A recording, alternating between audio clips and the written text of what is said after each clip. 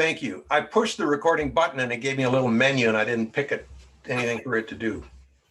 Tonight, Bob Mostasic is going to speak to us about Madagascar, and I am going to mute everybody and ask Bob to unmute himself, and away we go. And share your screen, Bob. I'm going to have to do something here to let that happen. That should now work.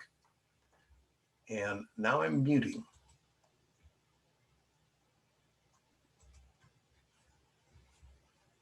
Away you go. Okay. Yeah, and let's see, okay, and I can share my screen down here. I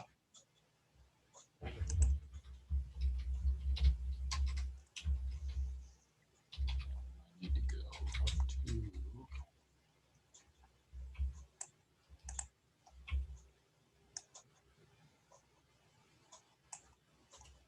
trying to get to the beginning of my presentation here. Okay, well, thank you all for the opportunity to give this presentation today. I thank the Society for inviting me. I will be presenting the philately of a colony that is the most colorful and intriguing place in history. And let's just jump right in. What's so special about Madagascar? Madagascar really intrigued me some time back. I grow a lot of rare plants. I have some large gardens and I grow a lot of exotics. And I have made a couple trips to the island. And as a philatelist, I got curious about the history of the place and the history of the island. But it's the oldest island on Earth, 65 million years old. It's considered the hottest biodiversity hotspot on the globe. Hotspots are about 1% of the land surface, but they're home to about 50% or more of the world's animals and plants. And Madagascar has an outstanding 13,000 species of flowering plants, and a large percentage of them, a huge percentage, are endemic. That is, they've evolved on the island itself. And it's one of the last regions of the world colonized by humans. Now, as I delved into the postal history of Madagascar, it has a number of interesting aspects to it. The country is a really remote and difficult and sort of dangerous place. There was not much mail, even as late as the 1890s, there was not much. There were less than 200 British estimated on the island by 1890. If you go back to the 1830s, there was, less than 10 missionaries. 1890s are less than 200 non-military French. It went through an interesting period of self-imposed isolation from 1830s to 1850s, where basically postal communication stopped. It reopened to the West in the 1860s, but then wars with France disrupted mail service. This led to local postal services. Postal history varies with region according to the timings of the conflict and intensities of the conflict. And with a poor country in these kinds of conditions in a remote location, there's a lot of intermittent stamp shortages. The colonial era was characterized with a difficult period of colonization. Early email, or not email, but airmail was a challenge. The plight of France and Madagascar had a strategic global position during the World War that led into things. And then with the colonial legacy and the struggles of the island, there were later rebel uprisings with their own mail systems. Really, the postal history that I'm aware of really begins with the island of Ile Sainte-Marie. This is a 1747 copperplate map made for the French king. Ile Sainte-Marie in the green circle here is exaggerated in size, but the French took an interest in this place early on because it was a location of piracy. As the pirates were chased out of the Atlantic in the late 1600s, they turned to the Pacific and rounding the Cape of South Africa. Madagascar became one of the first places of refuge where they could recover, hole up, and re-energize, and it became a base of operations. Prior to this, very few attempts, well, there were virtually, I think, no attempts to send missionaries to Madagascar that were successful. They weren't well enough supported, and they languished and usually succumbed to disease. But there was a very sizable pirate population. And then by the 1750 or so, the local people there ceded the island to France. And with the political happenings in France in the 18th century, interest in colonization was on and off. But in the 1820s or so, they got interested again in colonization, and they sent a small army post group here to the Ile Sainte Marie to look at colonization efforts for Reunion and potentially Madagascar.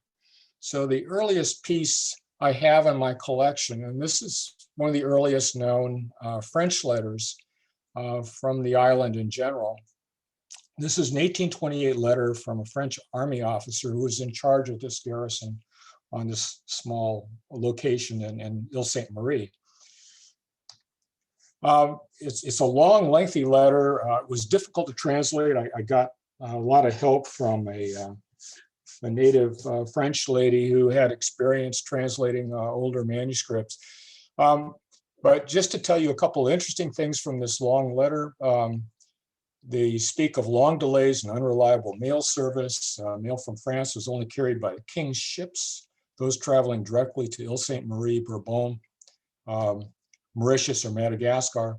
Infrequent boat travel to and from Bourbon meant long waits, typically a month, for any shipping to go back and forth to the nearest island.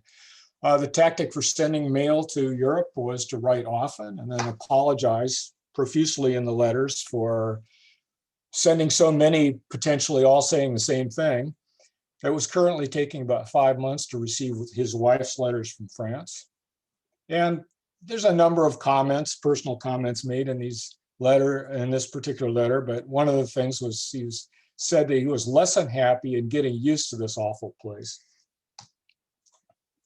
One of the interesting things is that you can go to Google Earth and you can study the letter and the contents of the letter, and you can actually figure out exactly where he was building a house, where he worked, the unpleasant crossings that he complained about and bad weather.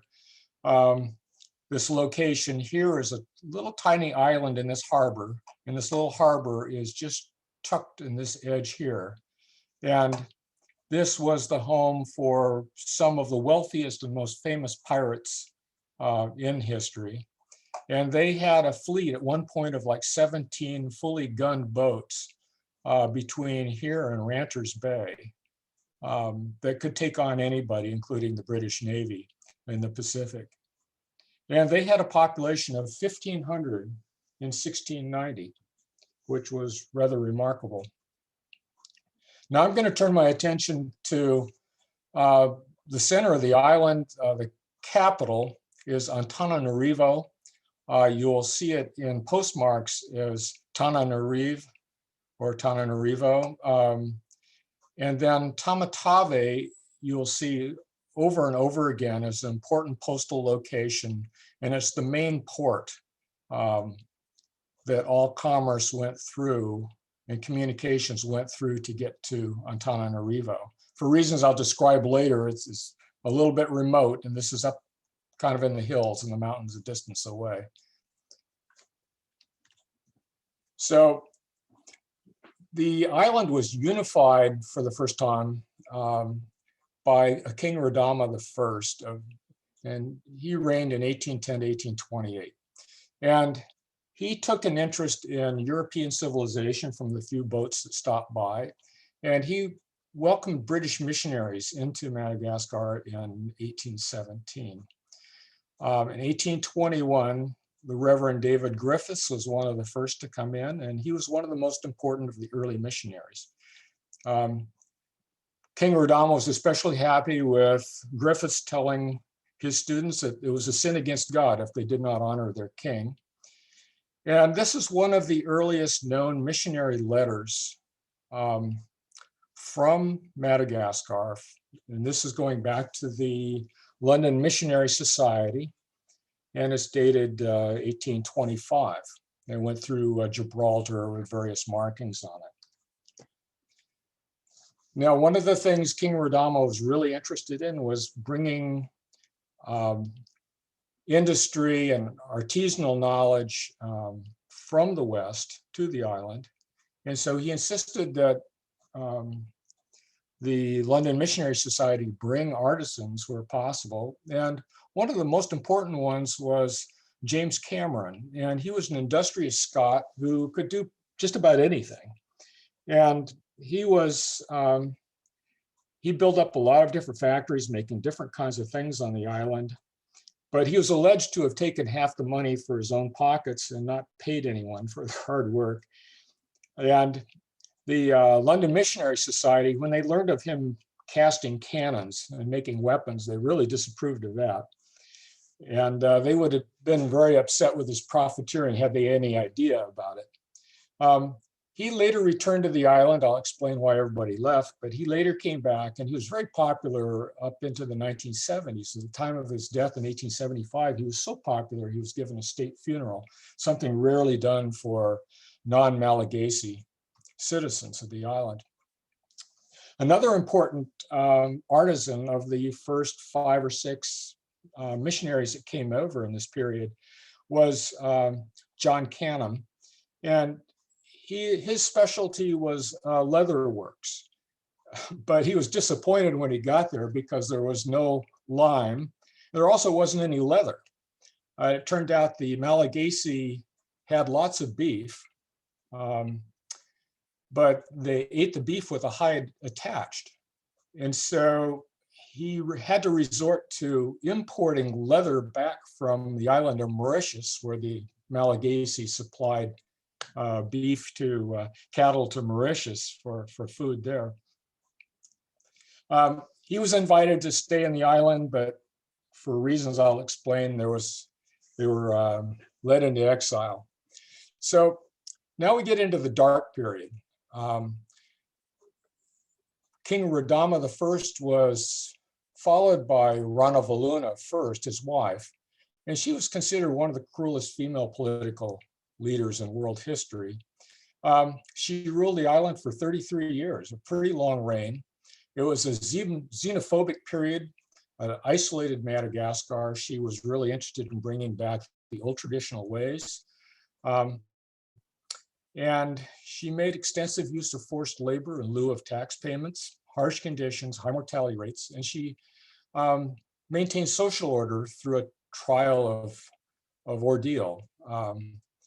And residents of Madagascar could accuse one another of various crimes, including theft, Christianity, and especially witchcraft, for which the ordeal of Tangina was routinely obligatory.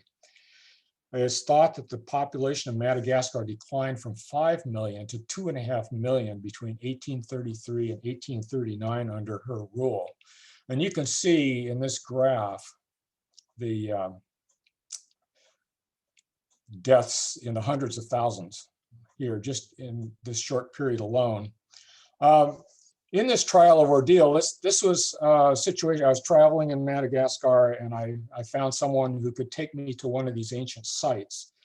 And this lady is explaining, you know, the site and the ritual. The victims were fed large amounts of a tangina plant. It contained a highly toxic cardioglycoside. Death, of course, signified guilt. And an estimated 20 to 50% of those who underwent the ordeal died. About 20% of the population underwent the ordeal in 1838 alone. During her reign, with the exodus of foreigners, the the drop in communications. There was very little, there's next to no postal history from this time period. There's only a small amount of official government communication, and that's about it. So during this period of closure, the last of the missionaries to abandon the last two of the six to abandon the missionary site at Antananarivo for the London Missionary Society, they buried the Bibles, shuttered the place, dismantled their press. And I happened upon this letter, and this is their first communication upon arrival in Mauritius. And they're saying that they can give a more complete accounting of their expenses leaving Madagascar, but their packages haven't arrived yet from Tamatave, the coastal town that they departed. Now, during that period, there was something called the 1845 Battle of Madagascar.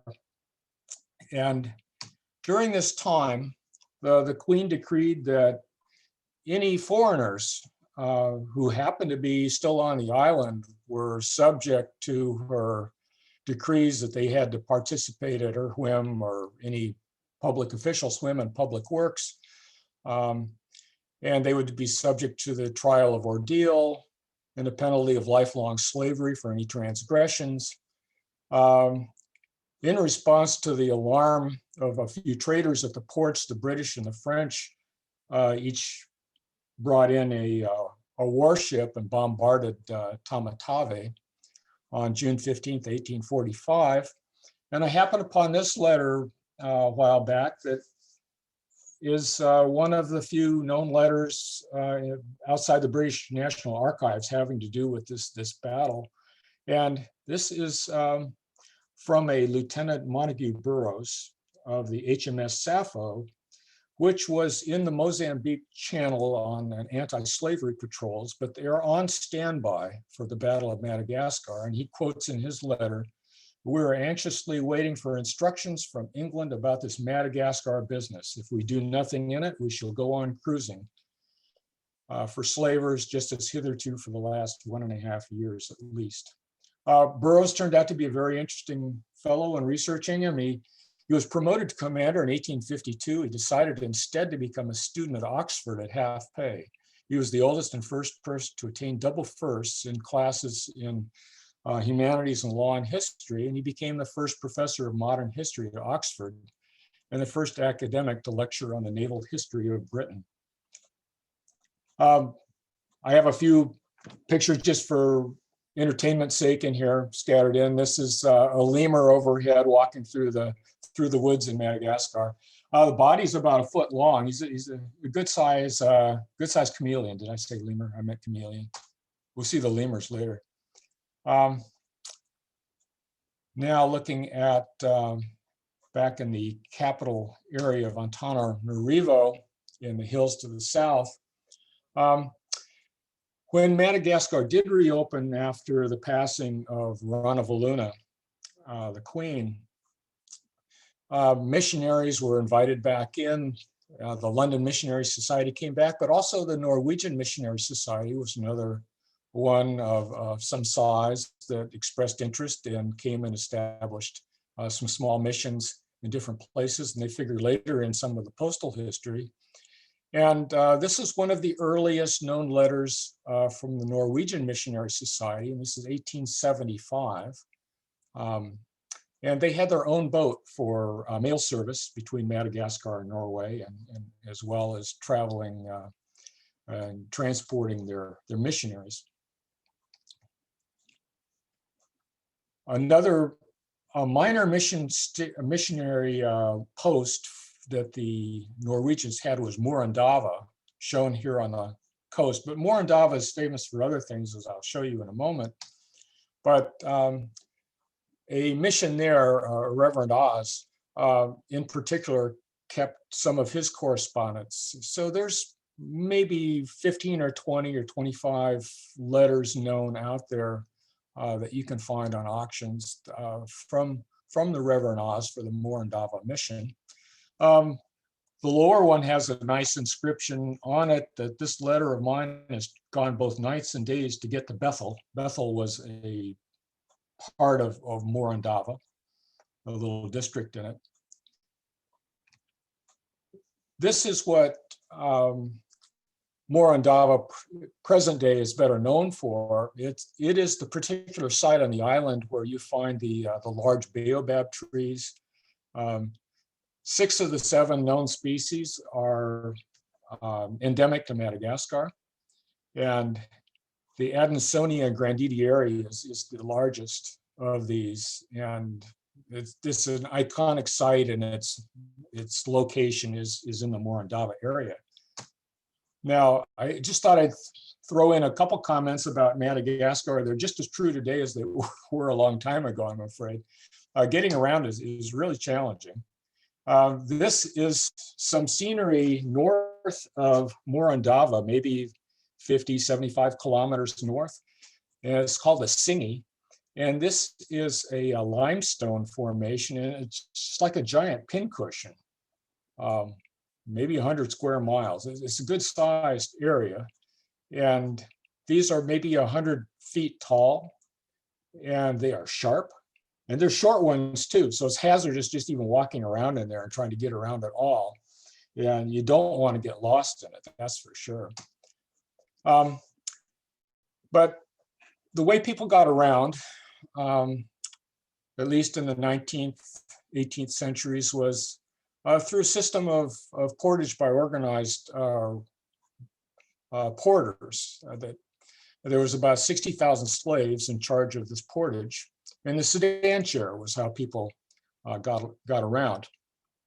Interesting thing on the bottom of the slide, you can see some of the things that the porters did for keeping themselves entertained and rewarding or punishing their riders.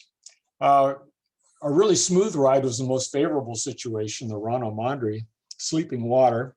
But there's the Betsinise, an equal step that resulted in passenger fatigue.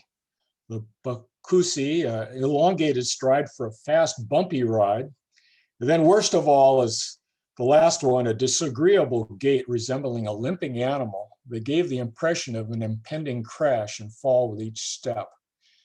And this was the way you had to get around in Madagascar, because part of their xenophobia and concern was having the capital remote and not having any roads. So access was intentionally kept difficult in the island. So it was very, very hard to get around. And today there's some roads, but it's still a challenge. Here we're trying to cross a river, and here's a couple little skinny boats with boards going across them that you could drive your car up onto and then get on these planks spanning the boats. We got stuck on one sandbar on one of these things, but we were eventually able to get off. And here's the West Coast Highway. And you can see, people used to joke it was useful to have a map because you could see if it was close enough, you could just walk.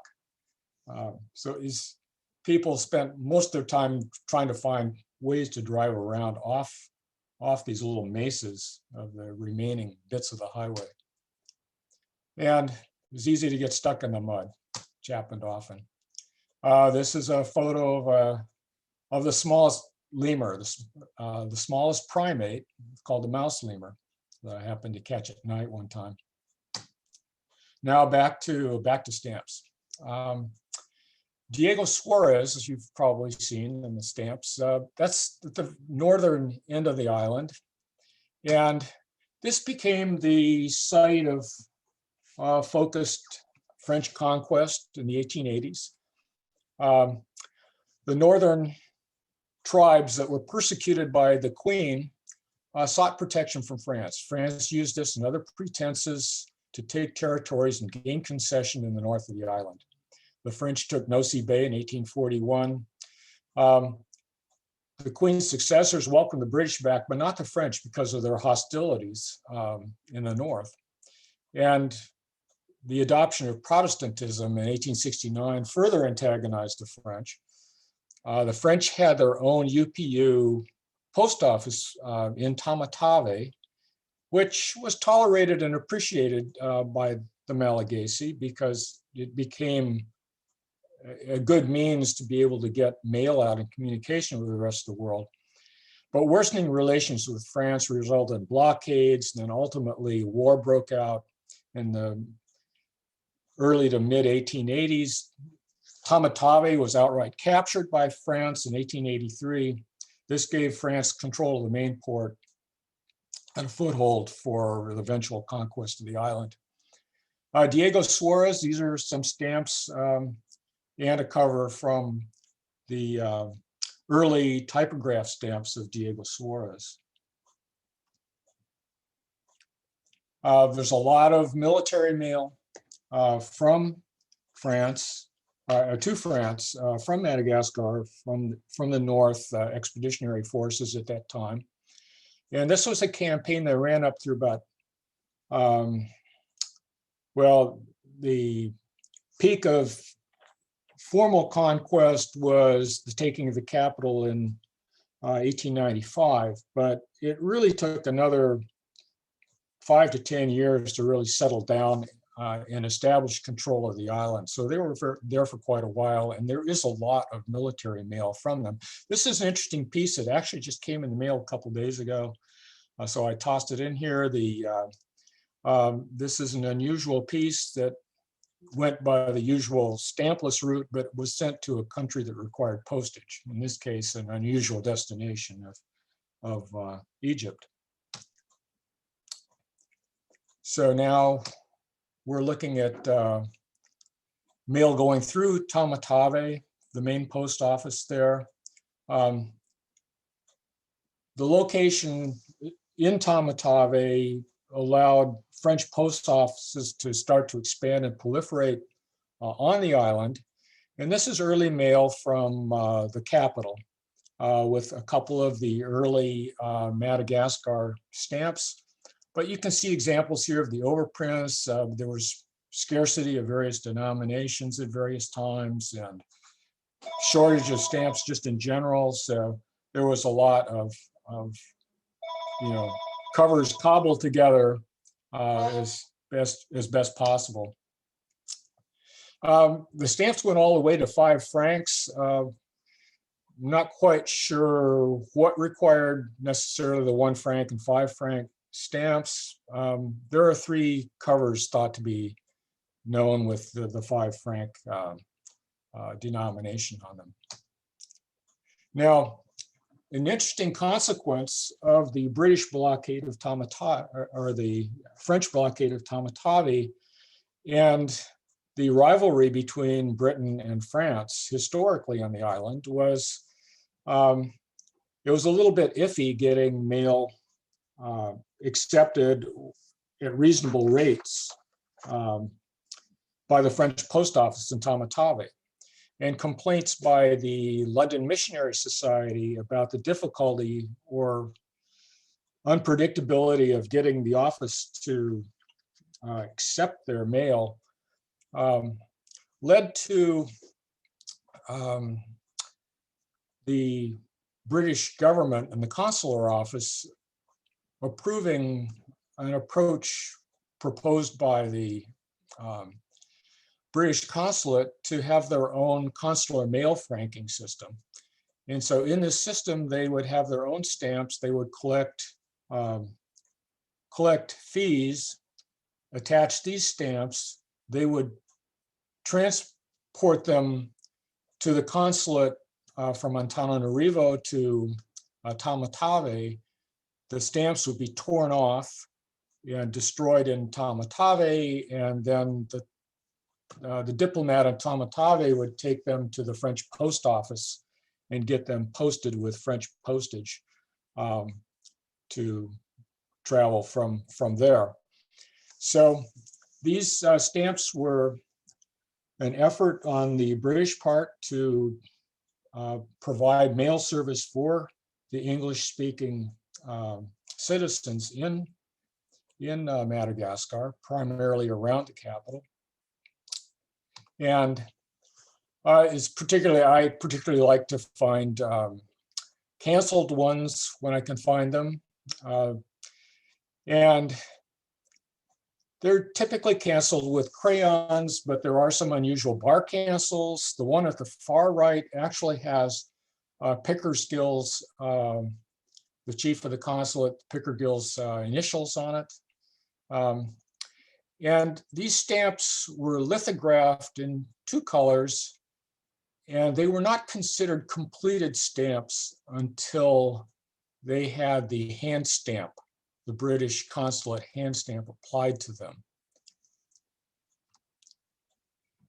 This is an example of something I got lucky and was able to obtain for a really good price on eBay, but it turns out I later found it at the British Library. It was published as the discovery copy of this rare red hand stamped version. It's in the Scott catalog. It's separately listed on, it's known on 2 other denominations. It was unknown on this particular denomination, but it was published in the Philatelist in 1966. And it's canceled again with Pickersgill's initials. Now, I want to spend a couple minutes on this particular slide because it has an important letter, an important story for philately. This is a letter from Pickersgill written to his alma mater back in England, explaining that he didn't have much to offer them in the way of stamps. And stamps were a very, very popular collecting pastime in Victorian times. And he's explaining in blue here, timber maniacs are the plague of my life. The ends of the earth seem full of them. They write from the east and they write from the west, and the horse leech's daughter herself cannot beat them for importunity. So he's saying he really wants to honor his request from the alma mater. Going on in blue here, to facilitate the payment of postage, I devised a rough and ready equivalent for chopped dollar. I have a picture down here of a chopped dollar. This was sort of the East Indian Ocean means of international trade. But it was hazardous carrying money around, so he wanted, so he's just explaining the history of this British consular mail service. He goes on, let me beg you not to put anybody else on the track of such odd souvenirs as still remain to me.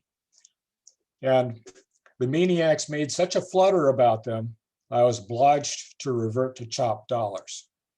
So basically, the stamp collectors contacting the consulate inundated them with requests for these stamps, and the consular head office of the consulate in Britain told them, shut this thing down and go back to your old ways. This is a distraction. We don't want you guys in the stamp business. And just to drive it home, here's 4 pages of the Scott 1888 International Album. There weren't that many stamps to put into the International Album in the 1880s. And here are 4 entire pages of these particular stamps on them. So this was a driving force for people trying to seek these stamps if they could find them at all. Interestingly, Pickersgill was suffering from malaria. He was reposted to San Francisco in 1899. He died 2 years later. He brought with him a stash of some sheets that he'd kept. And this ended up going on to an unidentified stamp dealer in San Francisco who suffered the 1906 earthquakes, flood, and fires. The small heat and water-fused brick of stamps after this fire showing Madagascar on the surface came to the attention of George Holshower at a Westpac show. And George later found an art conservator who thought it would be possible to extract and salvage some of the material from the block. And the block ended up containing just a few scarce denominations, and a few multiples were salvaged out of that. George is the proprietor of the British colonies, colonial stamp company. So here are some of the pieces from that block, and these were printed in sheets of 4 at the London Missionary Society in Antananarivo. They were gummed at a corner on the back side. And here are a few more pieces from that block that were salvaged. Now, with the shutting down of the consular franks, they continued their mail service using the diplomatic communication between the 2 locations.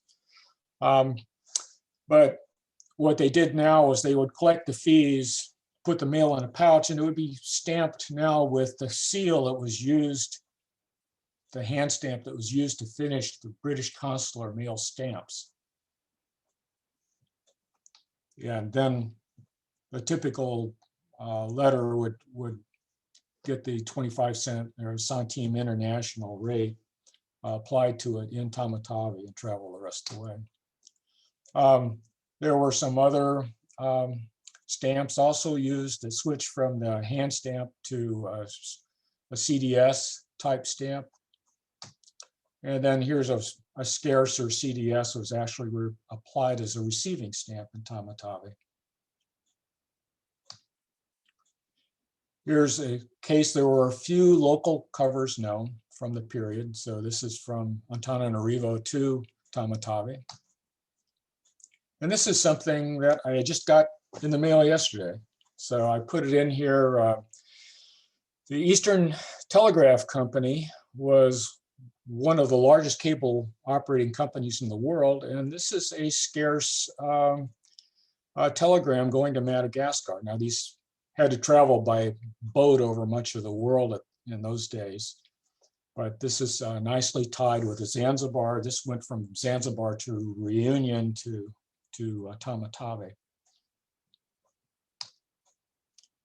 Now, the war escalated, and as France zeroed in on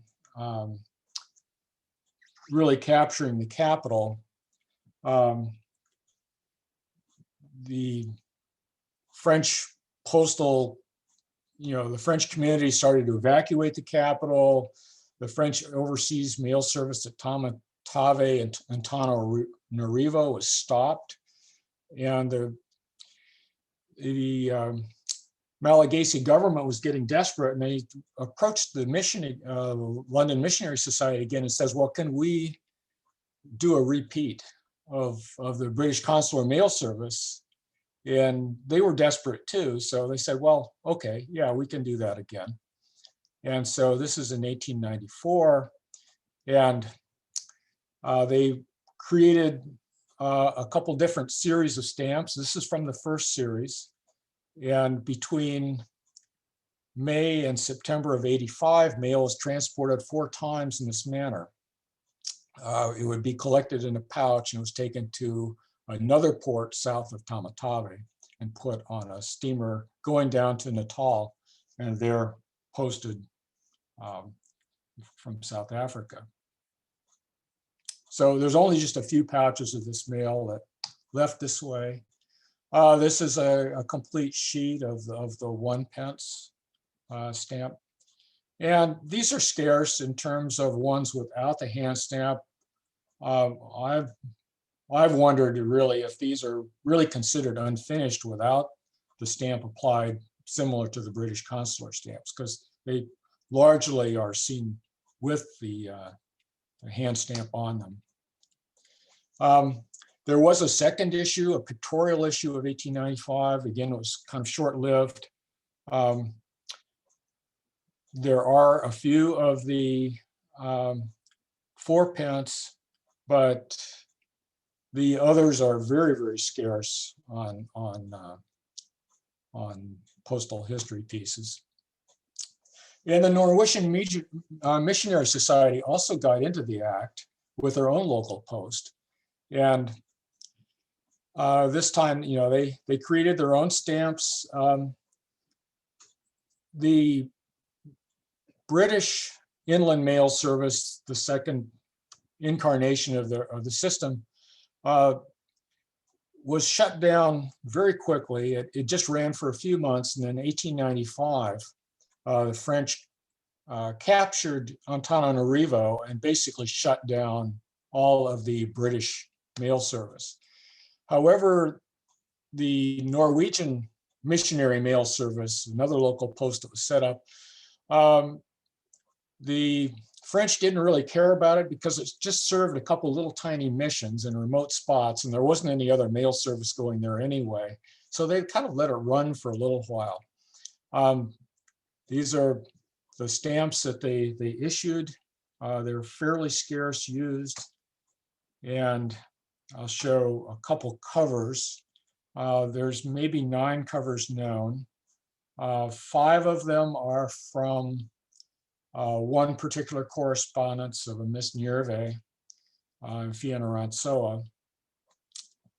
And this is one of the one that is not from the Nierve correspondence. And Mbuhimanga was an early capital that was a sacred compound for the rulers after they moved the capital to Antananarivo. Access by foreigners was forbidden, but it was thought that this communication was to a Norwegian Missionary Society station. And I found in the archives of some photos at USC of all places in Southern California. There's a collection of this material.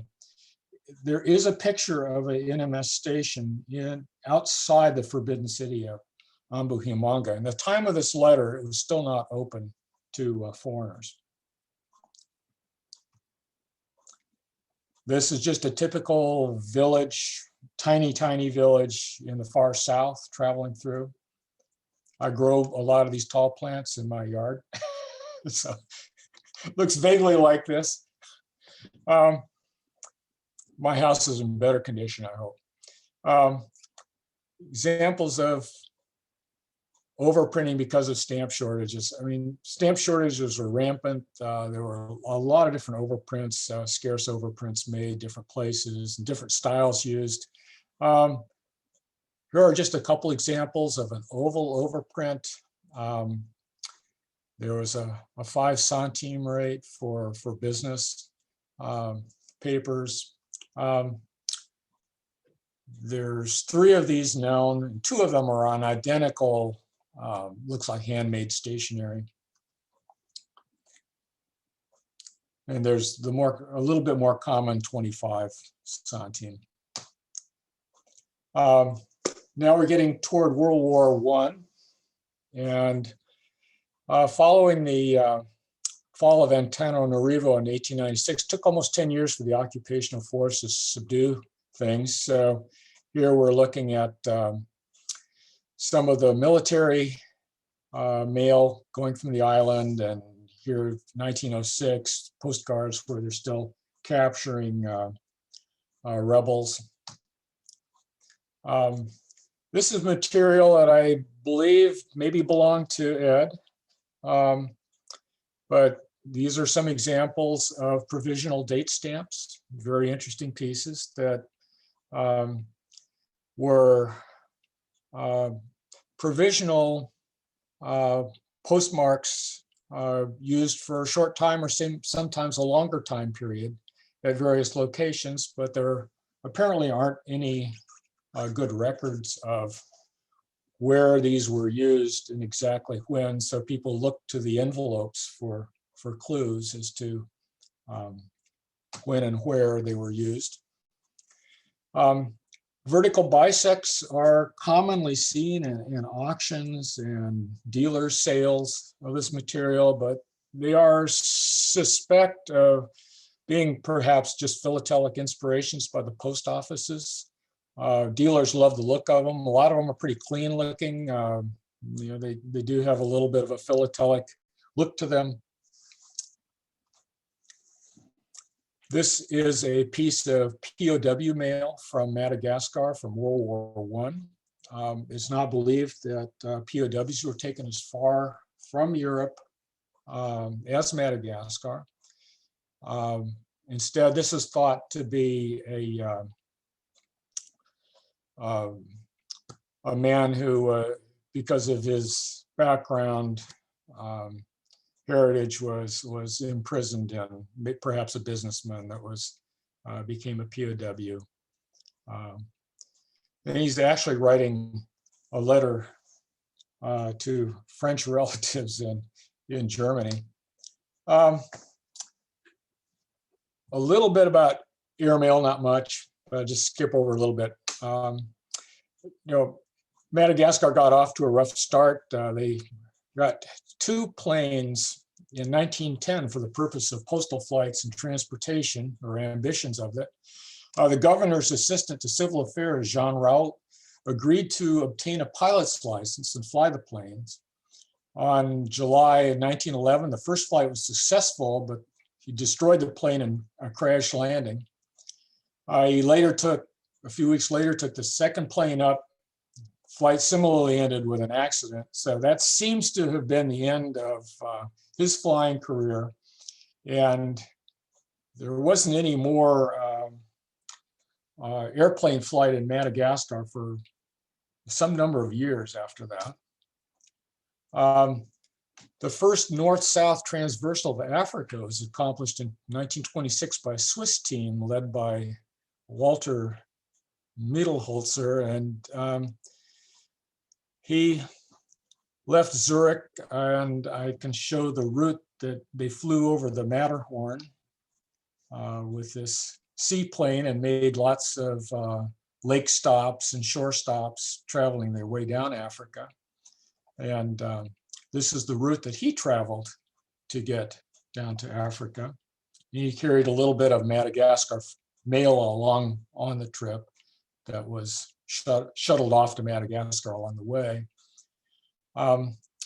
Another flight in 26 was done by Guilbault and Bernard, and this went along the the west coast of Africa, and then crossed and ended in Madagascar. So these were the first attempts to really establish and create a link going all the way as far as Madagascar and transiting across Africa. The first postal flight in Madagascar was in 1927 from Antananarivo to Majunga, a city in the north. It was reported that 8 letters were flown on this flight.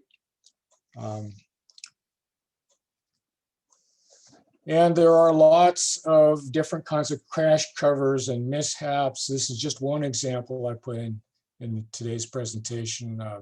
This is one that was a disastrous crash.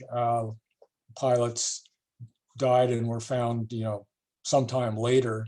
And the crash site, the mail was recovered and taken on its way, but the crash was in the Belgian Congo.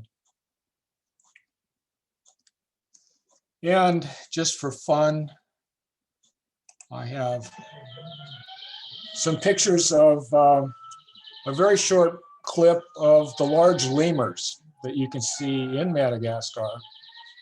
And it's quite amazing to see them in the wild, and actually how fast they can travel through the forest.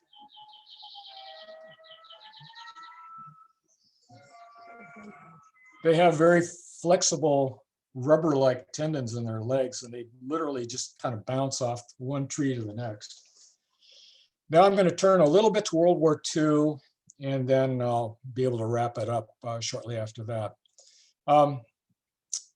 One of the surprising things that I didn't realize when I first started collecting Madagascar was the history of Madagascar regarding World War II.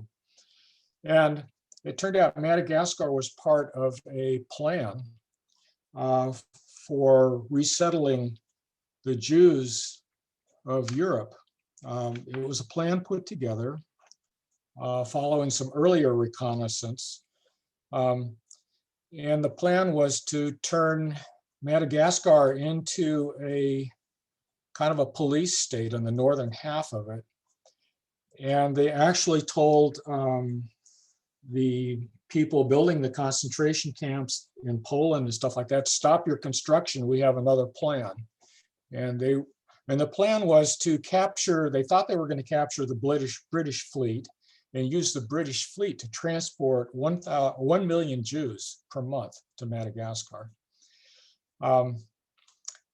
This plan fell apart when they did not defeat Britain and was quickly abandoned. But then Japan also was very interested in the Madagascar as a Western post for them in their control of the Pacific and also in aiding in the war in Africa, in Europe. Now, British forces came in and took back control from the Vichy government. They took back Madagascar, and this was Operation Ironclad in 1942. And this is a POW letter from the chief of a battalion, Martin, who was captured, I believe in the north were the first battalions to fall, but it's unclear whether this is one or two of the northern battalions or there were like 2 or 3 in the south as well of the Vichy forces that eventually fell. And this is basically a letter to his wife back in Antananarivo, expressing his love for her and his optimism that they can both survive the war. But anyway, he was captured and sent to the command location in East Africa.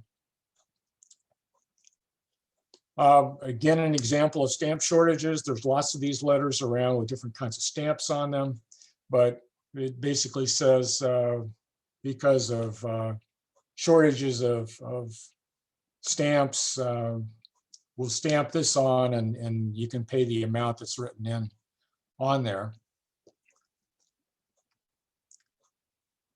I have one last interesting piece of postal history to show you. And this is a piece from a place called Ilaka. This is just a tiny, tiny present day insignificant place. It's kind of really just a tiny remote location in the mountains toward the coast, but near the capital city. And this is a rare piece. It's the only known piece of rebel mail for the Mouvement Démocratique de la Rénovation Malgache. This is the movement that became the face of a popular rebellion. After the Vichy government was really harsh in Madagascar, it was a rough time, but then the optimism of the people was really crushed when the Allies came in and things got actually tougher for them. There were new hardships. They confiscated the national crops. The new government was perhaps, this became a turning point to a mass uprising. So orchestrated violence started breaking out. And in 1947, this group that was organized in Paris to talk about independence and change for Madagascar became the face for this rebellion that started taking off in Madagascar. What started out as an attack by Malagasy against 50 or 100 colonists ended up invoking a massive retaliation response from the French military. And it's one of the least known and worst massacres in French colonial history. Overall in the conflict, it's thought that 1,500 French colonists and military perished in this, but the estimates are somewhere between 40 and 80,000 Malagasy died in this conflict. And lot of the rest of the world kind of turned their head the other way, is my understanding, on this thing, and encouraged France to investigate what was going on in there and come to terms with the whole thing. But the whole thing is the history is still kind of coming out, and people trying to discover and reveal what went on and what happened to all the people. This particular piece of mail is to Ilaka and is to the commander of the troops. They had no other ways. They had no way to communicate because they were really cut off from any official use of any forms of communication on the islands. They reverted to their own rebel mail system. So, in conclusion, this kind of troubled history of the island, and the struggles for independence, and the colonial rule, and the tough history that they've been through. It's not necessarily a surprise that there would be a certain amount of struggle after independence, and there's been a succession of different presidents, and there was a turn toward socialism and Marxism for a while. One of the leaders, Ratsiraka, issued his own Little Red Book manifesto. But eventually, the country was getting kind of isolated, and they needed more exchange and interaction with the rest of the world. So it started opening up more and abandoning some of the communist ways. To this day, there's still a certain amount of struggle there. There kind of a divided government and different kinds of things going on. But it's an interesting place. It is the focus of a lot of growing a bit of ecotourism.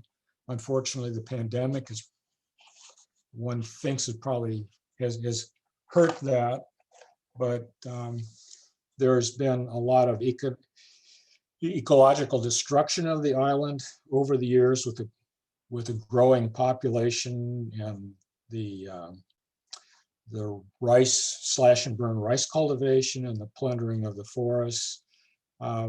But there has been an increasing effort over the last 10 to 20 years to try to protect some of the forest areas with the rarest animals and things of that nature. And there has been an upswing. The 2 times I visited, there was a definite upswing in community awareness and interest in protecting some of these areas.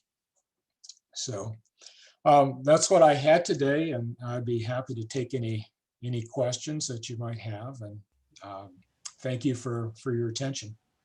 Bob, you've got a few in the chat section. So if you open that up at the bottom of your screen there, you should see those. Okay, maybe maybe it's on top of my screen.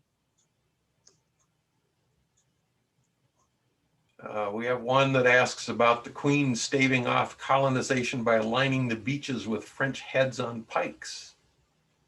Well, there's lots. Yeah, I'm not seeing the chat screen, but if you don't mind relaying them to me, there are lots of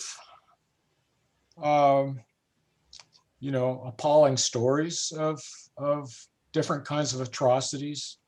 Some of it has probably been exaggerated with retellings in Europe and accounts of some of these things. But yeah, there are lots of stories of things like that. And there were many bona fide atrocities. And a lot of them were perpetrated against the Malagasy, as I've shown. But she was very dedicated to the idea of getting back to the native religions and beliefs that Christianity had started displacing with the arrival of the missionaries. And I think in modern times, she is, despite the various violent things that may have happened, she is looked at sometimes as a beacon of nationalism, and standing up for, you know, Madagascar in that sense.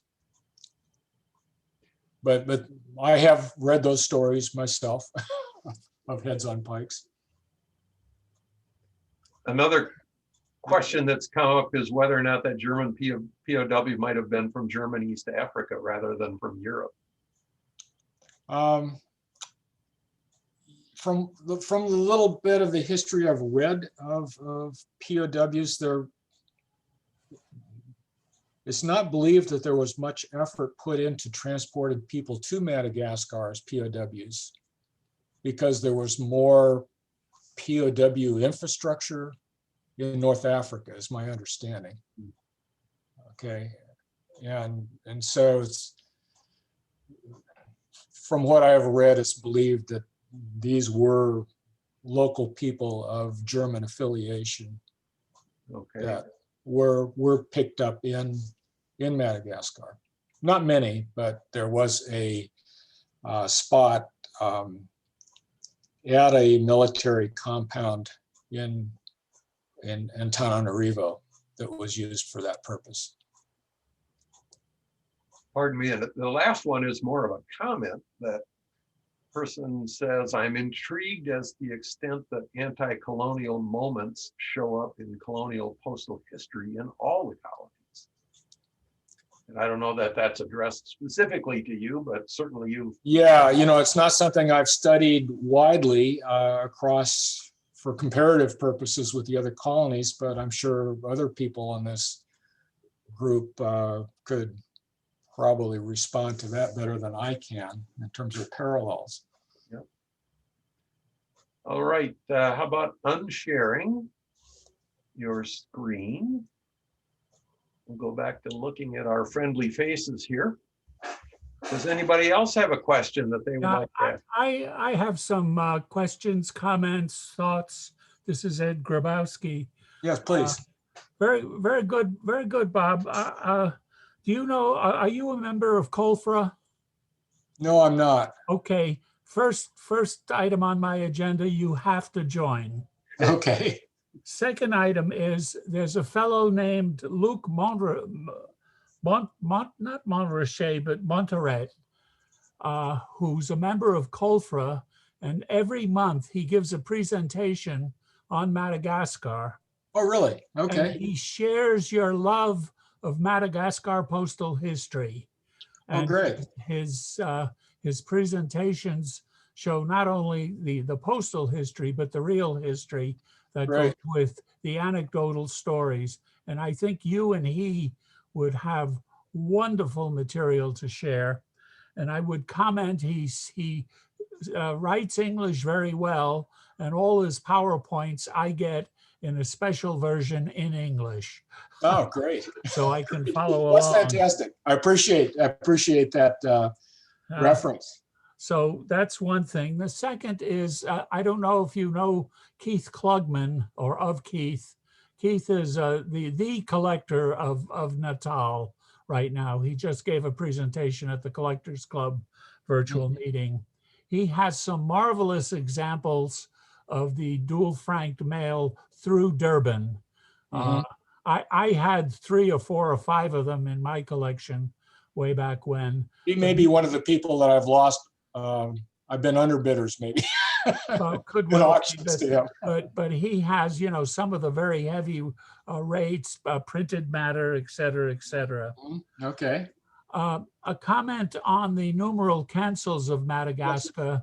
Again, they've been reasonably well tabulated by Jacques Desnos in the COLFRA publications. And you can get a 15-page section of the numbers and the towns and when they were used. Okay. And then just a couple. I scratched my notes all over the place as you talk. All of the deaths in the 1830s, you Mhm. said it went from 5 million to 2.5 million people.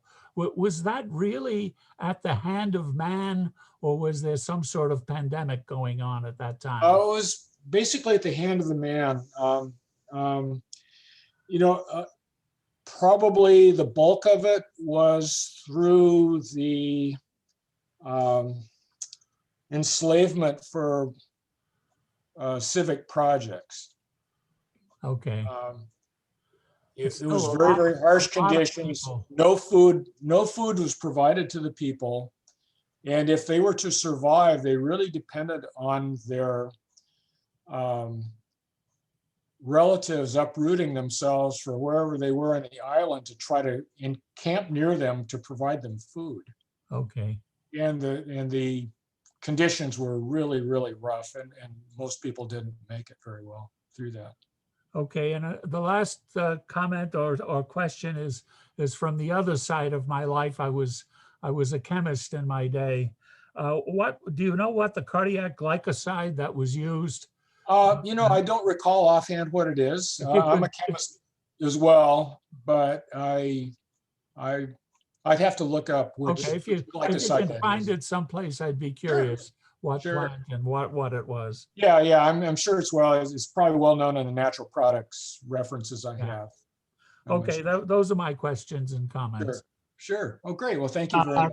This is Tom Mara.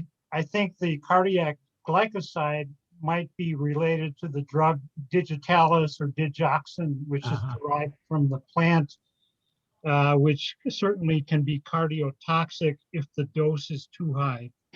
Yeah, well, it may be related. I don't remember how closely related it is, but the plant is called Tangina, and yeah, and I just didn't have on the slide the details about the biochemistry of the compound identification. Yeah, I'm not sure about the digitalis, but it is derived from a tropical plant that may very well be related because it is called glycoside. Right. Similar Right. chemistry. But I believe there are quite an array of toxic glycosides. Yeah. Okay. So, and I think this is something else, but I can't say for sure. The other thing I've read about some of the French military campaigns in the last part of the 19th century into Madagascar.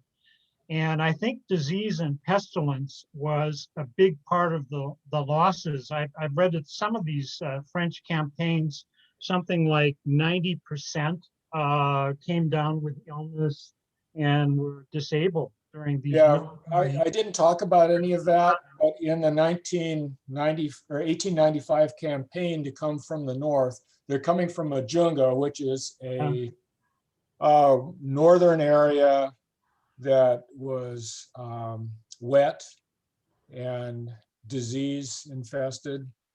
And I think on that particular campaign, they suffered tremendous losses. I think that was one where they started with 15,000 men, and I think they lost 90%. I believe that's what I read. Yeah. Somewhere. Don't know the reference. Yeah, no, I've seen that in several places. It was a well-documented campaign that was very, very difficult.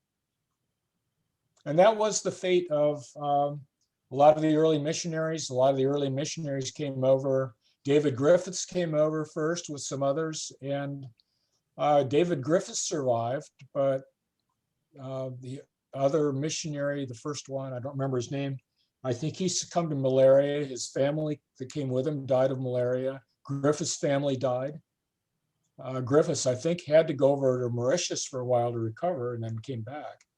But it was rough going, really rough going. And I think there were several efforts where in previous times, earlier centuries, people had come to the island hoping to establish very early on missions, but there would be one boat of people who come with no follow-up, and and they would kind of just languish, and usually disease took them, and they vanished. Any more questions or comments for Bob? Yes, I have a question. Why does the Malagasy Republic use two currencies? Okay, like on the British Inland Mail, for No, example. I'm talking about maybe the current in the 1900s. You'll see like it'll say 5, whatever it is, and underneath it, it'll say 20 in parentheses. Okay, well, you can see it on the British Inland Mail. The names on those particular pictorial issue stamps all have different large names along the bottom of them. And those are different amounts in a Malagasy currency that was deemed to be perhaps widely enough used to be understood by a number of people. But there were different systems, different places, I think. And that particular system was based on some agricultural, I think, types of measures of monetary exchange. And it was, but the more intelligible, at least to most people collecting them, the pence values were the sort of the equivalents of those. And that was a best effort by the British Inland Mail stamp creators to sort of create sort of similar values of these. And I don't know if those are the ones you're referring to or not. On the picture of the stamp that shows the Queen, that was a vertical picture about the beginning of your presentation. It was a modern one, and it had, and I've noticed it in a lot of Malagasy stamps. They have two denominations. Oh, okay. I don't know if that's a devaluation or another change. You know, I honestly haven't paid much attention to the modern material, and I put that stamp only because it had a picture of the Queen. I was looking for something with a picture of the Queen. So I'm afraid I can't speak to what's going on right now or in very recent times.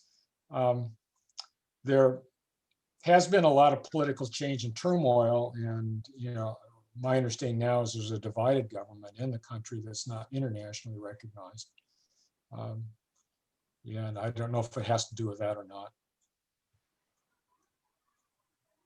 I'm sorry, I can't answer that better. That's okay. I just inquiring minds. No, it's a good question. Good question. I have one other question. It's more on a France type of thing. I collect postal military postal slogan machine cancels from World War I. Canada, the United States, Great Britain, Australia, New Zealand, et cetera, et cetera. I've never found any from France, continental France. Are there any?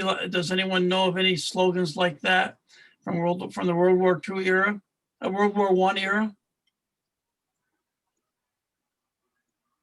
I guess not. What was the slogan again you were mentioning? I missed the first part of your question. Could you say the first part of your question again? The slogan that you're...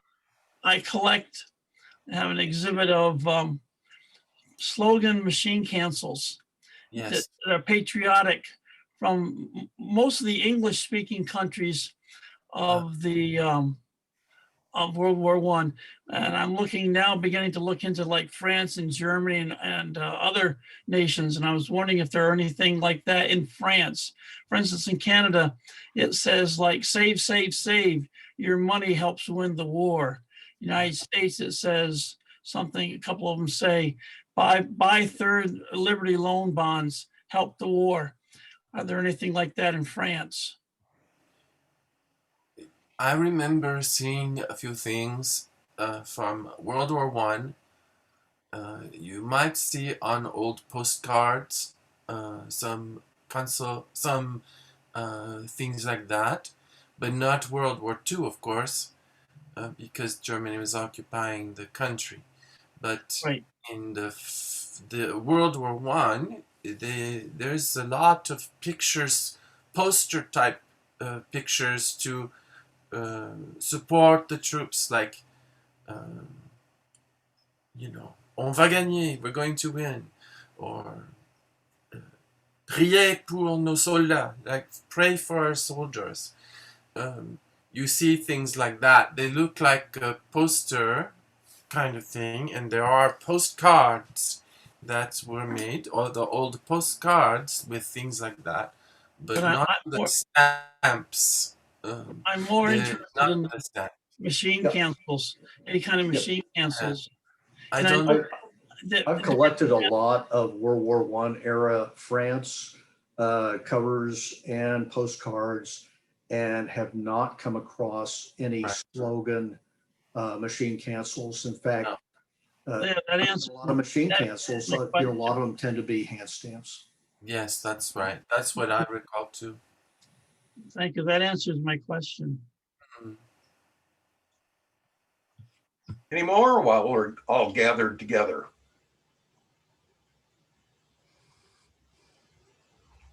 All right. By our silence, I will then say it's time to stop the recording.